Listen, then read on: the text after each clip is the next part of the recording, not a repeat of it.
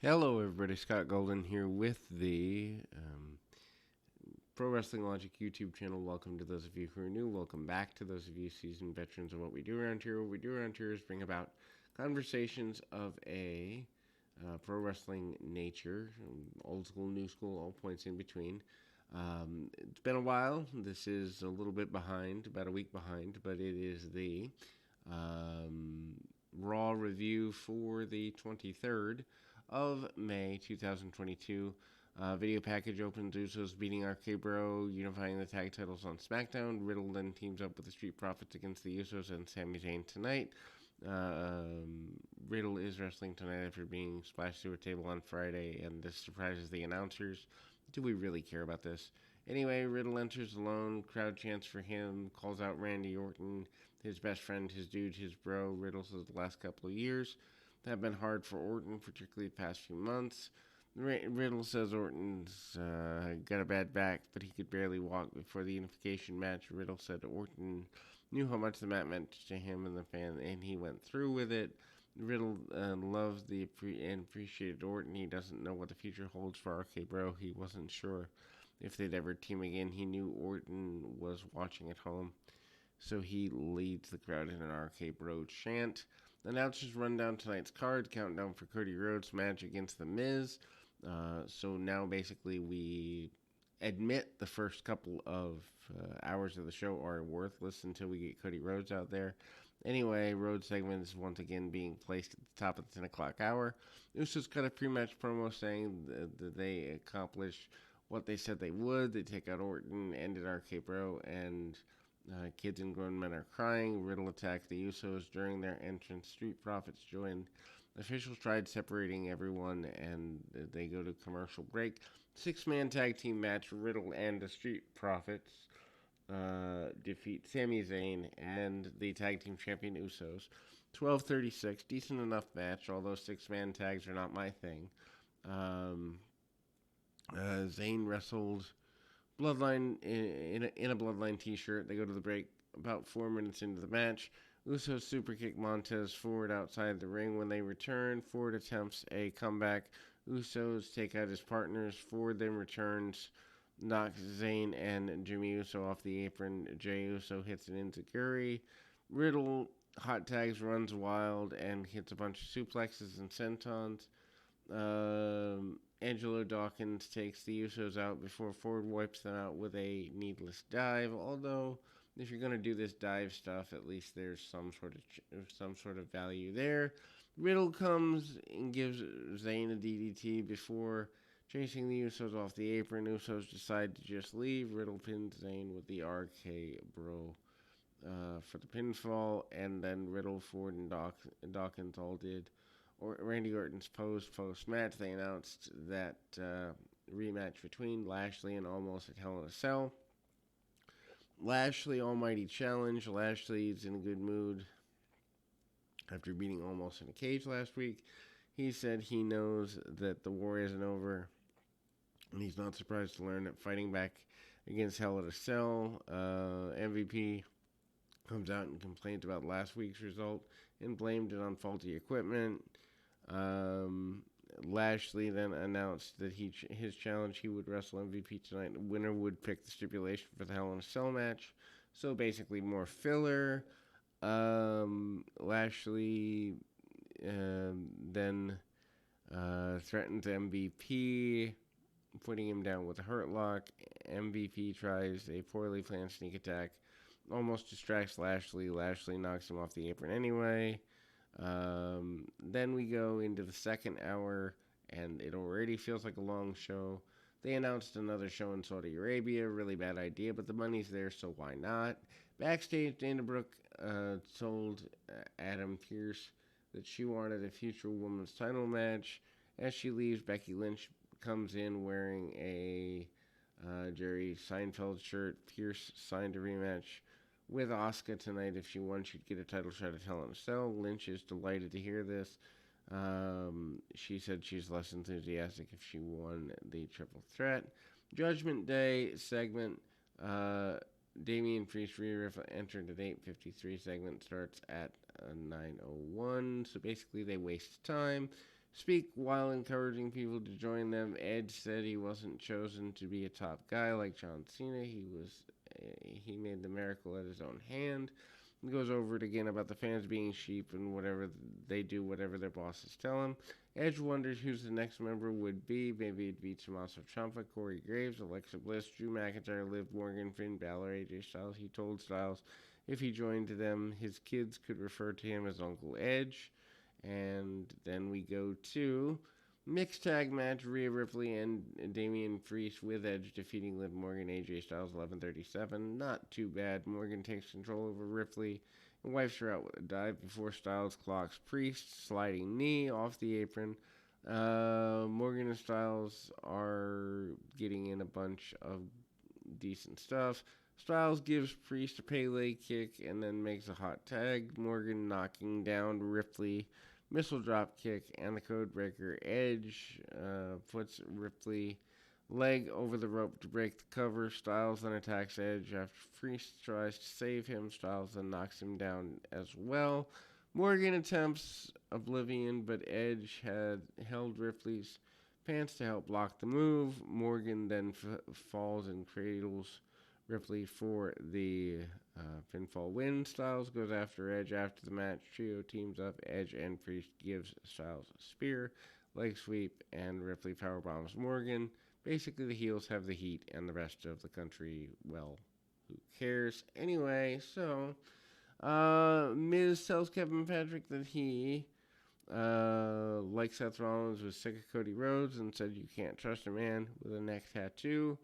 That funny line, actually, first time the Miz has been funny in years. Anyway, Miz says Rhodes could never beat him in 6 years. 6 years ago, and his ego is in control, and he'd have more fireworks than 4th of July. Miz calls him the Kim Kardashian of WWE because people always wanted to know what he's doing. He plugged his show and tells Patrick to go away. Jerry Lawler does the King Court with Veer Mahan. Lawler asks Mahan his secret to success. Mahan just started looking down at Lawler, asked why he targeted Mysterios. Mahan said nothing. Lawler said he thought it was because a joke Ray supposedly told Mahan he's so hairy that he walks like a dog and people pet him. Dominic tells Mahan he's so hairy that Bigfoot took a picture of him. Mahan grabs the mic. He calls Ray a legend, but he's too concerned with his boy. That makes Ray weak, so then he takes both out. Mahan wonders if he smelled fear on Lawler. Lawler says it's just cheap cologne. And Mahan threatened to go after Lawler, but Ray and Dominic marched out. They managed to fend off Mahan, and he does indeed back off. Anyway, Sarah asks Alexa Bliss about Sonya Deville's recent actions. Bliss sarcastically suggests Deville seek therapy since it helped her so much. Graves also mentioned Sasha Banks and Naomi left last week and disappeared from the WWE Universe. So they're carrying that through and being petty on national television. You want to let people go? Awesome. Do you really need to bury them? No.